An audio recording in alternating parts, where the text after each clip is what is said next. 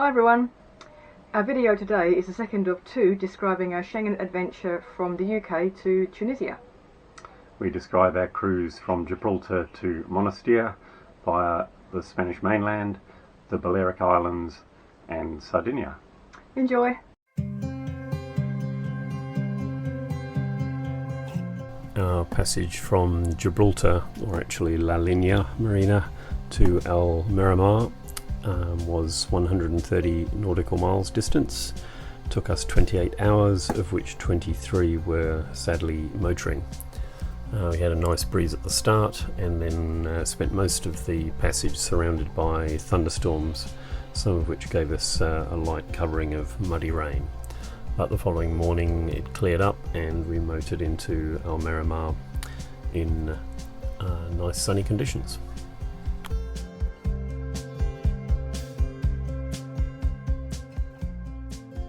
We spent a couple of nights in El Miramar sitting out a blow. You can see the Moorish influence on the architecture, even on the new buildings.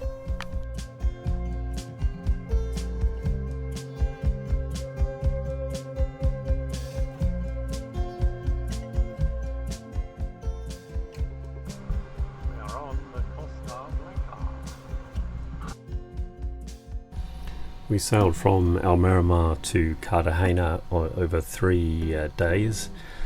The first passage was to Ensenada de Rodalquilla, which was 56 nautical miles, took us 10 hours and was a pretty good sail. The anchorage at the end there was quite nice, quite spectacular and not rolly, which was very good.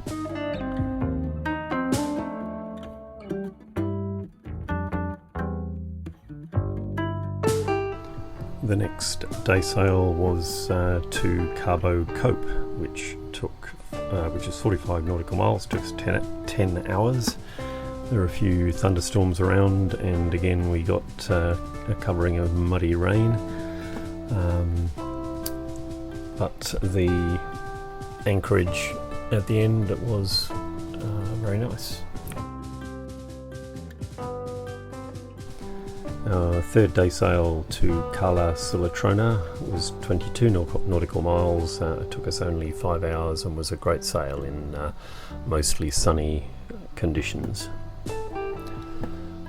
As on all these passages we had to keep a good lookout for fishing floats.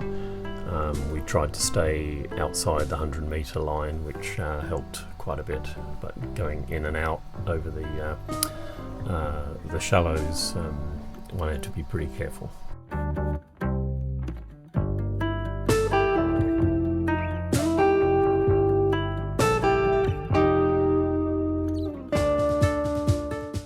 Here we are approaching the anchorage. Cala Cilatrona is quite a large bay, and once we got inside, unfortunately it was still very rolly, even right around the back of the headland. Ashore there were some pretty interesting looking forts, and apparently one of them is from the Spanish Civil War. The next day we did the very short 8 nautical mile passage to Cartagena itself. There was very little wind, so we motored. Entering Cartagena is quite spectacular. There are 2 big breakwaters which make it quite calm inside, and Cartagena is a big naval base with some pretty interesting looking warships and a large marina. And this is a summary of our 3 and a bit day sails and a view of us in Cartagena Marina.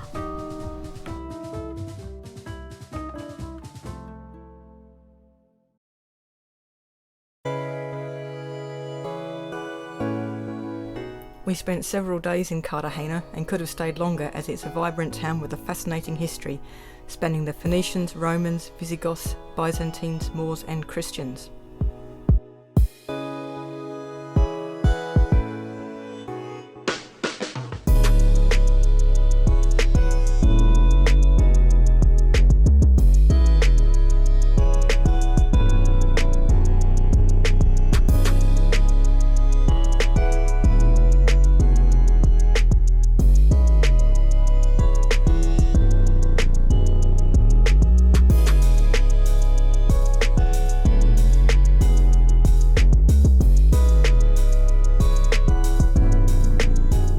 Many of the ancient remains have been restored, so it's possible to get some idea of how the town looked thousands of years ago.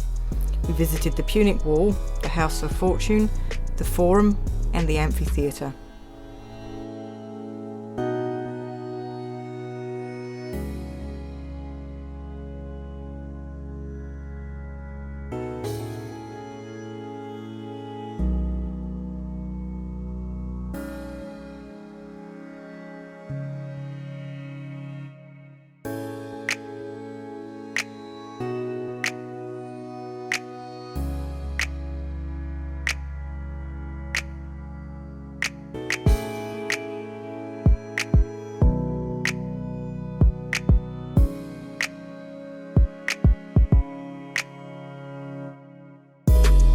Cartagena has been a naval port for a very long time and has an excellent naval museum. The National Museum of Underwater Archaeology also had very many interesting artefacts.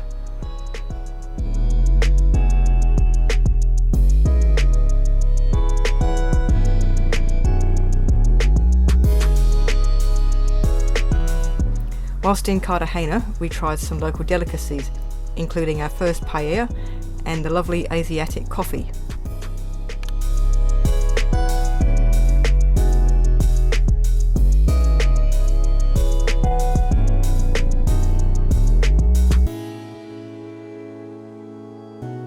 Our passage from Cartagena to Cala Saona on Formentera in the Balearics was 130 nautical miles and took us 39 hours, of which 16 was motoring. We had pretty good sailing conditions for several periods, which was very nice for a change, and we even had the wind pilot steering for some hours.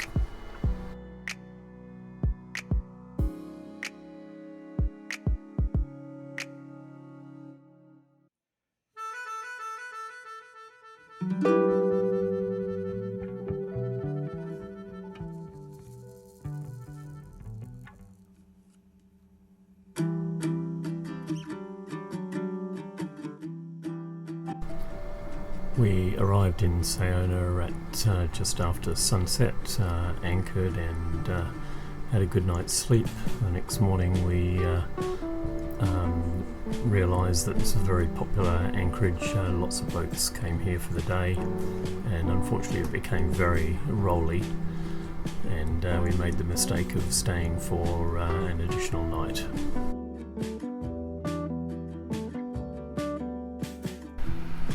After a very rolly second night in Port Saona, we headed across to Ibiza, to Estancia de Din, and found that the west coast of Ibiza was very spectacular. From Dedins to Zaraka was along the north coast of Ibiza, which is quite sparsely settled. There are just small villages at the head of each bay or river mouth, but it's spectacular scenery. Unfortunately there was next to no wind, so we motored along the north coast, but it was certainly scenic.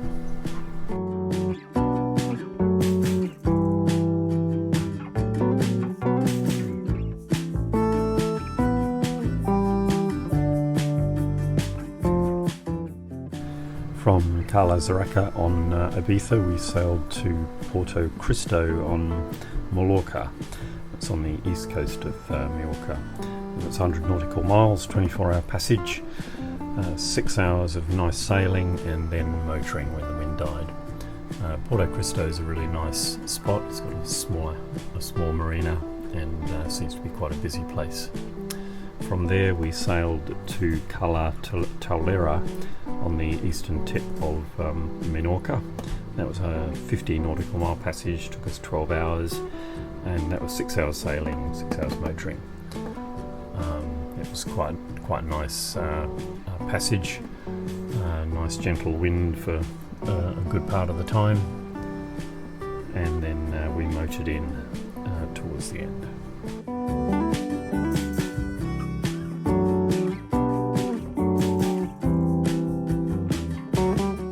Here we're motoring up the eastern side of Menorca, and here going through the channel into Cala Taulera, which is a extremely good anchorage, 360 degree protection.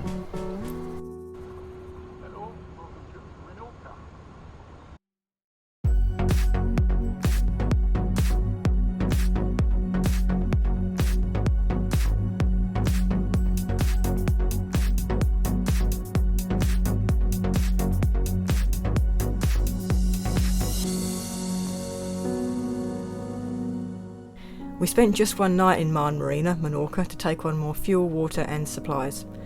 Although the marina was quite expensive during high season, the town was well worth a visit as there was lots to see and do there.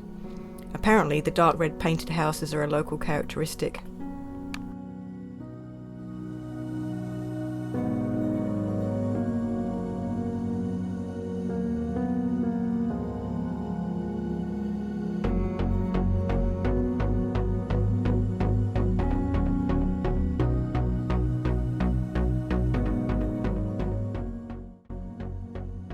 The passage from Marne to Carlo Fort in Sardinia was 200 nautical miles, took us 48 hours, of which 25 was motoring.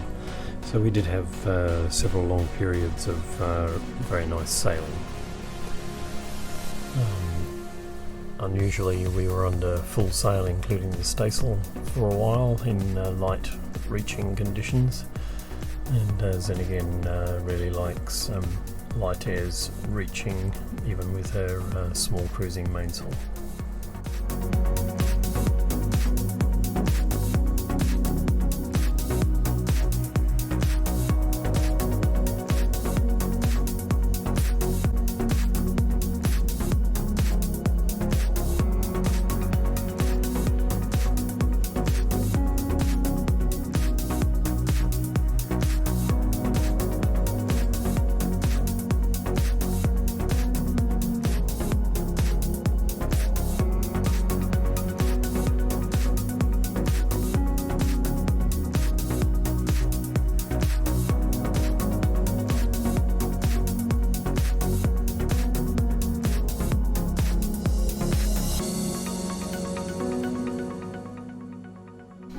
Cala Forte is on the little island of San Pietro, just off the main island of Sardinia proper.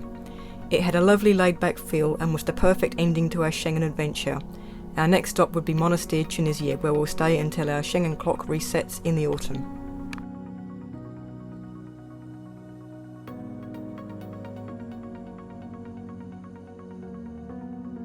The passage from Carlo Fort in Sardinia to Monastir in Tunisia was 290 nautical miles, took us 57 hours, of which about 50% was motoring. We started out in overcast conditions with thunderstorms around, although none came overhead. The conditions gradually cleared, and we then had sunny skies for the rest of the way. We actually stayed away from the areas of large convective activity shown by the Cape index in grid files, and that actually kept us in better wind. And here we are approaching Monastir as it approaches sunset. By the time we got in and tied up, it was definitely twilight, and once we were in the pen it was fully dark, so that was quite good timing.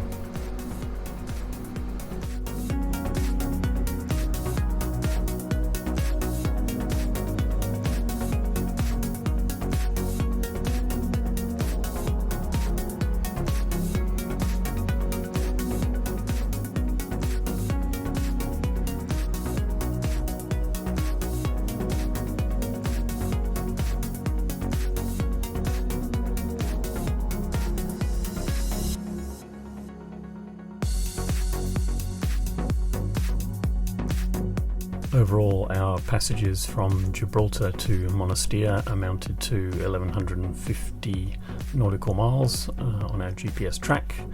We were at sea for 246 hours and the engine was on for 141 hours, which is 57% of our sea time. We hope you enjoyed the video. We expect to depart Monastir at the end of September and head west towards the Atlantic. Thanks for watching and we'll see you next time.